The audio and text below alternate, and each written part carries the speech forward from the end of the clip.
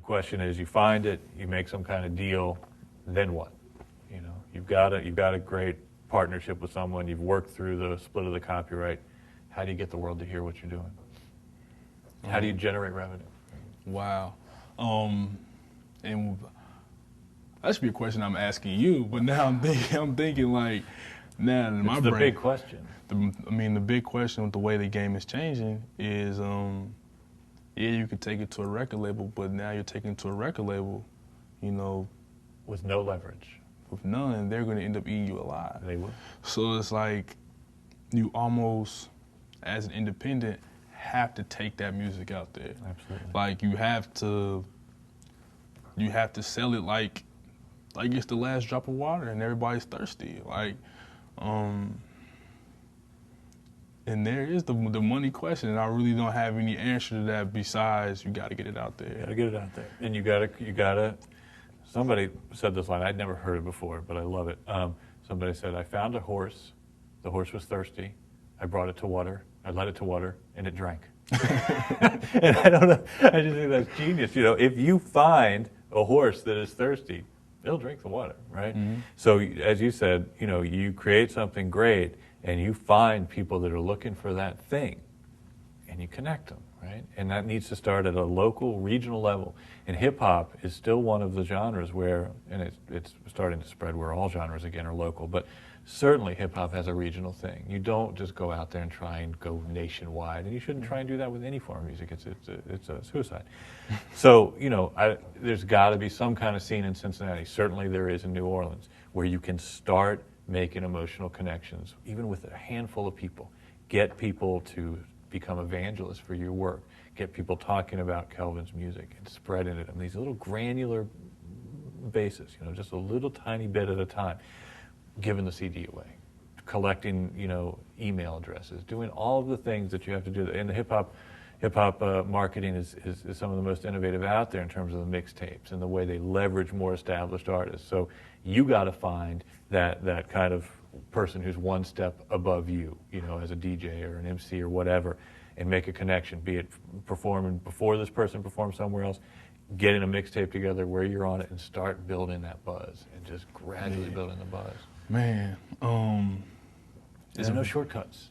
There are none. The very, like, this is like the greatest quote, like, is everything. It's like Jay said it, a renegade on the blueprint. So I drove by the fork in the road, I went straight. I really believe that I really think that everybody has to find their niche in their own lane, because, just like you said with the mixtapes, when 50 Cent did it, 50 Cent was the first person to tape mixtapes. Everybody had been doing it. Right. It has been done before millions of times, but when you think of 50 Cent's rise to his popularity, you think of his mixtapes. Absolutely. Now everybody and their grandma got a mixtape. Right, so maybe it's no longer a good strategy. Right, so like, now with the way the internet is going, I mean, like, I personally think that this song is the worst song ever, but Crank That Soulja Boy. Like, it came off the internet. Like, YouTube, everybody YouTubed the video, everybody knew the dance before it came out. The song comes out on the radio,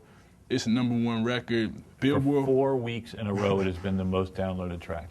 It's like, he doesn't have to make he's already recouped the money just by digital downloads. Right. But the point is, like, people will always refer to him being the person that used YouTube to get himself out there. Absolutely right. So I definitely agree with that.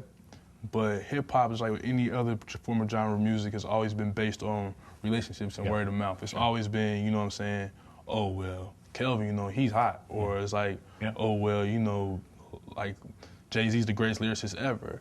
And it has to start somewhere with those trusted sources. And you have to get these evangelists that begin to be able to talk about that, begin to be able to get people talking about you and making those connections. And you use the tools that are available to you. And I think, you know, you make a great point that if mixtapes are no longer, if they're kind of passé at this point, what's the next thing? And you got to innovate. You got to constantly innovate. I love it, like, how hip-hop grows.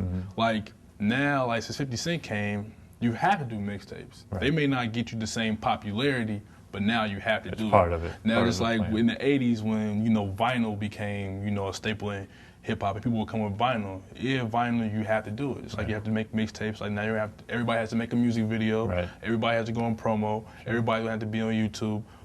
But the thing that makes that the same is that those things connect you to the public. So now I think that everybody has to have a video camera on them. Like you have to be everywhere. You have to stay accessible to your fans. You have to always be approachable. Always be professional. Always have a smile on your face whenever you don't want to. And just like you just gotta be who you are. Like I used to put my cell phone number on the internet, and I had like 15, 16-year-old kids call me like, you know, how do you do this? And it's like, man, I'm watching a movie with my girlfriend.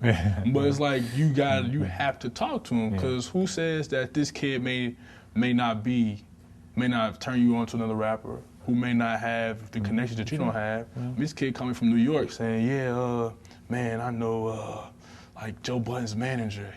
I had never talked to this kid in my life. He's like, do you want me? I mean, if you want, you know what I'm saying, I could pass you, you know, give me your CD. Just because I talked to him and told him how to. Well, it is connections, but you've got to, and the issue is, you know, we talk about YouTube on one hand and doing it regionally or locally on the other, and those are two wildly different things. The internet is a blast out to anyone, and it's completely unfocused. That said, if you make yourself available, and I think you're so smart to be, you know, having that video camera on you, making the connection between you and your fans a constant one, because they need that, because in this, everything's moving so fast, you need to be continuing to make the connections. The key is making sure that you're connecting with the right people.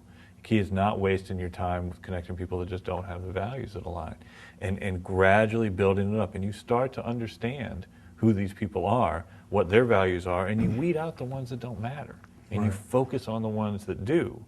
And it becomes a virtuous thing. They start telling other people about you, and then it's a matter of how do you monetize that? How are you going to sell this? Are you going to start releasing your CDs via iTunes or whatever, Amazon?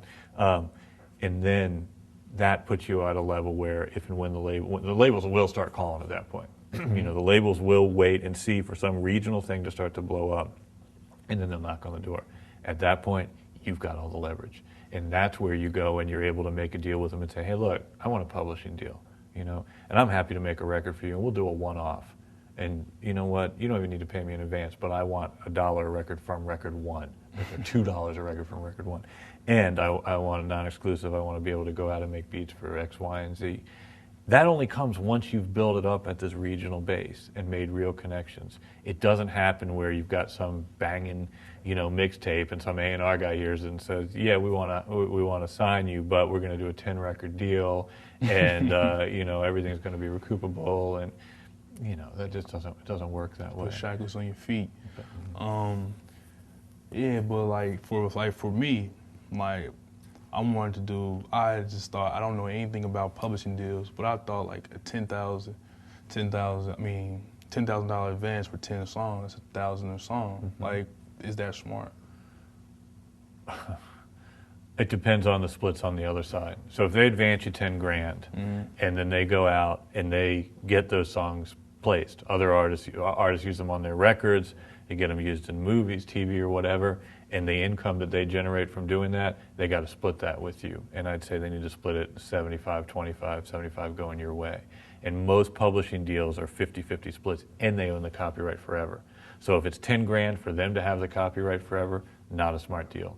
If it's a 10 grand advance where they have what's called an administrative deal, where they can go out and collect for you and do a little bit of exploitation, but you get the copyrights back after a time, yeah, okay.